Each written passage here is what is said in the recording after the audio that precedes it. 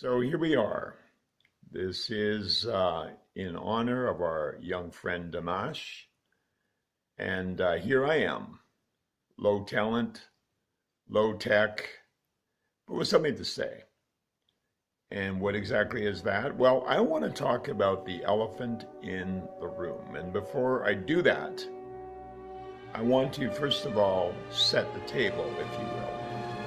I remember when I first had the opportunity to listen to Dimash, it's back in February this year, 2017, and I saw him sing a song called SOS, a Tyrian, an earthling in distress. I had never heard anything like it. It was phenomenal. It was mind-numbing. It's gorgeous. I had no vocabulary for it. But what became clear to me is, as beautiful as the song is and was, there was something wrong with it.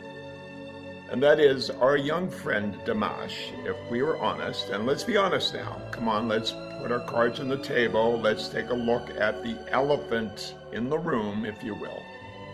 Our young friend Dimash is no earthling. Let's be real.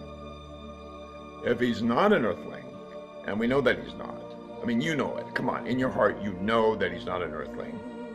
We have to ask the question, well, if he's not an earthling, what exactly is he? Well, there are two primary theories we would like to discuss. First of all, that Dimash could be, might be, is possibly an alien. And let's take a look at that. First of all, it's not as strange as it might seem. We have in contemporary mythology the story of a baby being dropped from space into the middle of a cornfield in, are you ready for it, Kansas. Pretty much in the middle of nowhere, raised in a small town called Smallville, and growing up to become Superman.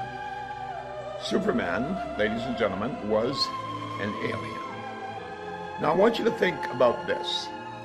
Is there a similarity at all between Kazakhstan and Kansas? Kazakhstan and Kansas? Think about it carefully, because they both mean, they come from the same root word, which means pretty much in the middle of nowhere. There's something else that you need to consider, and that is Kazakhstan is home to the world's largest space launch center. Yes, indeed. Kazakhstan and space are pretty much synonymous. And that's something to consider for sure. Is that a coincidence? We think perhaps not.